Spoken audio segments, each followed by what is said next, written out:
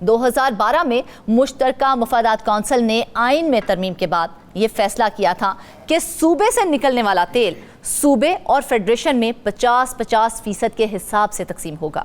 मुश्तरका मुफादात council के फैसले की रोशनी में पेट्रोलियम एक्सप्लोरेशन और प्रोडक्शन पॉलिसी बनाई गई, लेकिन 11 साल से ज़ायद अरसा गुजरने के बावजूद भी वफाकी हुकूमत मुश्तरका मुफादात कौंसिल के फैसले को नाफिजुल अमल नहीं बना सकी।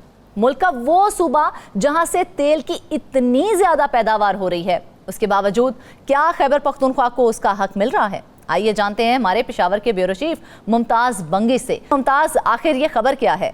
जी फरजाना, ये सूबे के जब हुकूक की बात होती है तो हम अमूमन ये कहते हैं कि शायद खैबर पख्तूनख्वा में बिजली के खालिस मुनाफे का मसला है या उसके बकायाजात का मसला है, लेकिन इससे हटकर भी कुछ ऐसे मसाइल हैं कि जिस पर आज तक कोई ख़ास कार्रवाई हुई ना तो विफाक की जानिब से और ना सूबे की जानिब से। अगरचे मतलब ख़बरों में और इस तरह से बयानात की हद तक तो इन मसाइल को काफ़ी उठाया गया, लेकिन अमली तौर पर इस सिलसिले में कोई काविश नहीं हुई।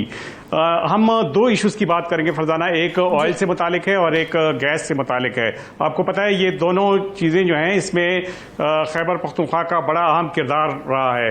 मुश्तरका मुफादात कौंसिल हैं जो सूबों के हुकूक का तहफ़्फ़ुज़ करती है और इस कौंसिल के फैसले की रोशनी में पेट्रोलियम एक्सप्लोरेशन और प्रोडक्शन पॉलिसी बनाई गई थी और इस पॉलिसी को 11 साल हो गए हैं, लेकिन अफसोस का मुकाम यह है कि इस पॉलिसी पर ताहाल कोई अमल दरामद नहीं हो सका। अगर हम तेल की बात करें तो खैबर पख्तूनख्वा में 30,000 बैरल खाम तेल यौमिया पैदा होता है।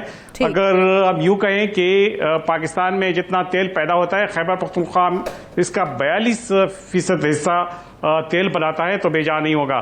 लेकिन मसला ये है कि इस वक्त जो सूरत हाल है, पेट्रोलियम कंसेशंस के जो डायरेक्टर जनरल्स हैं उन्होंने ढूक हुसैन फील्ड जो है उससे तेल निकालने का जो ठेका था वो GTCL को दिया था। अच्छा। और उस फैसले की रोशनी में इस कंपनी ने जून 2020 से इस ब्लॉक से कमर्शियल सतह पर प्रोडक्शन भी शुरू कर दी थी और बाकायदगी से जो फाइनेंस डिवीजन है उसको बाकायदा तौर पे जो वेंटफॉल लीवी है वो हिस्सा भी जाता रहा है।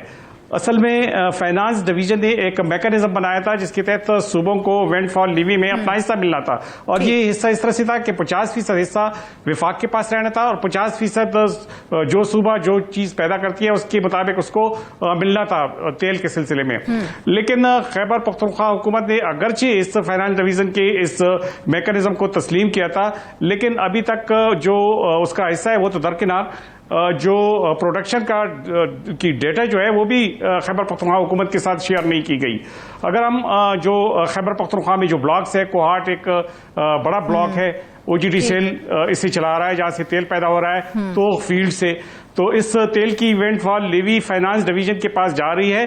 चाहिए तो ये था कि अब तक 50% हिस्सा खैबर पख्तूनख्वा हुकूमत को दिया जाता, लेकिन ताहाल उससे एक पाई भी नहीं मिल सकी। अच्छा। इसी तरह एक और ब्लॉक है जिसे टल ब्लॉक कहा जाता है, ये एक निजी कंपनी OGTCL और एक और 2-3 कंपनियां हैं वो उसे चला रही हैं, लेकिन इस ब्लॉक से खैबर पख्तूनख्वा को एक मुआहदे के तहत महरूम किया गया है और वो मुआहदा किया था कि पेट्रोलियम कंसेशन के DG के दफ्तर में एक प्रोविंशियल डायरेक्टर होता है जो सूबे के जो मामलात होते हैं, प्रोविंशियल डायरेक्टर जो है उसका दिफा करता है, उससे मुशावरत की जाती है और उससे एतमाद भी लिया जाता है। लेकिन जब ये मुआहदा तय हो रहा था ये टल ब्लॉक के सिलसिले में, तो उस वक्त जो पेट्रोलियम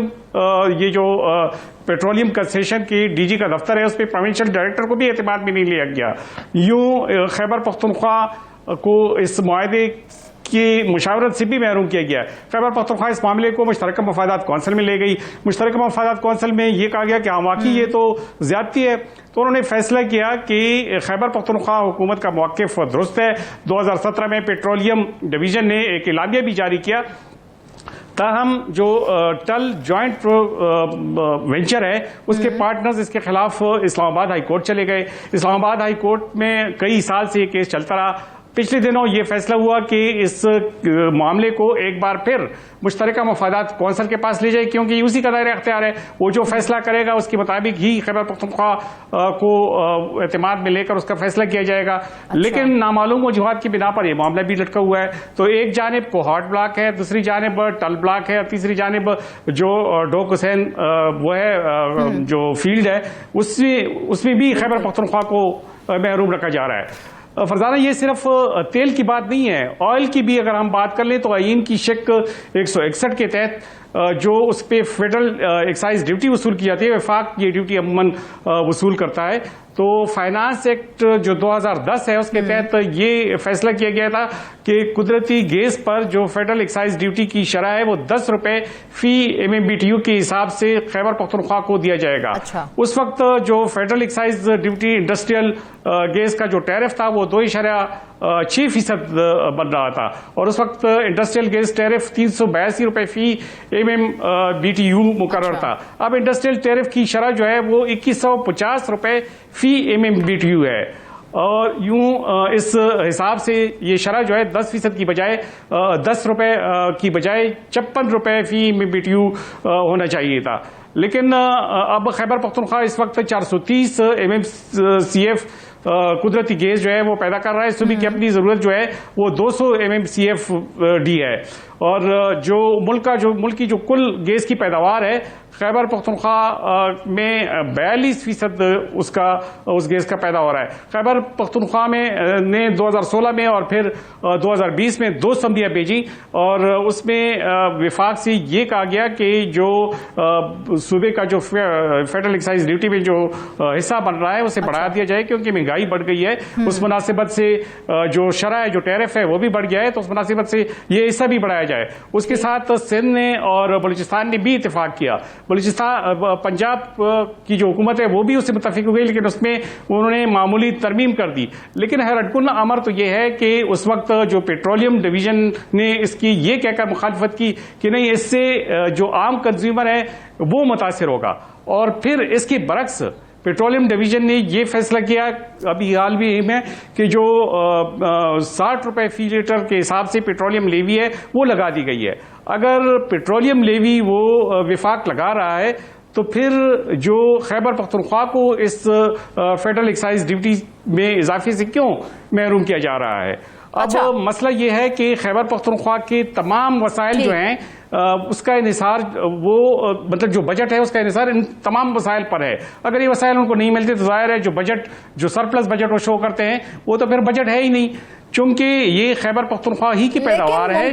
सबसे अहम सवाल इसमें ये बनता है कि जो तेल की आमदन से मुतालिक पॉलिसी बनाई थी इसको 11 साल बीत गए हैं। 11 साल बीतने के बाद भी अभी तक इसको नाफिज क्यों नहीं किया गया? असल में मसला यह है कि मुश्तरका मफादात कौंसिल में भी बात पहुंचती है, फिर जो है विफाक के साथ भी ये मामला उठा दिया जाता है। मुख्तलिफ जो इसकी कंसर्न डिवीजन है उनकी जानिब से नोटिफिकेशन भी हो जाती है, लेकिन एक मामले में तो अदालत का सहारा लिया गया, इतने साल ज़ाया की गए, मामला फिर मुश्तरका मफादात कौंसिल के पास भेजा गया। जो दूसरे जो मामलात है, जो गैस की बात मैं कर रहा हूं, जो कोहाट ब्लॉक है और जो दूसरे हैं ये डॉक हुसैन जो ब्लॉक है, उसकी जो वो है वो बगैर किसी वजह के उस सूबे को इससे महरूम किया जा रहा है। हालांकि मुश्तरका मफादात कौंसिल में ये बात हुई है, बाकायदा तौर पर इसके साथ इत्तेफाक भी किया गया है, लेकिन इसकी रुकावट कहाँ आ रही है? केपी हुकूमत ने तो बार बार ये मामला उठाया था, उसके बावजूद फिर उसके हिस्से की अदायगी में कहाँ रुकावट आ रही है?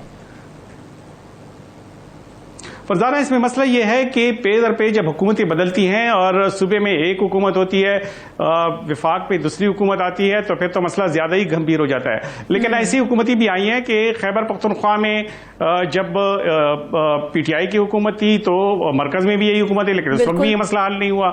उसके बाद जब हुकूमत हटाई गई तो यहाँ पे निगरान दो वज़राए आला गुजरे हैं, उन्होंने भी मसले को जो उस वक्त की हुकूमत थी PDM की हुकूमत थी उसके साथ उठाया, लेकिन उन्होंने भी उनके कान पर भी कोई जून तक नहीं रेंगी।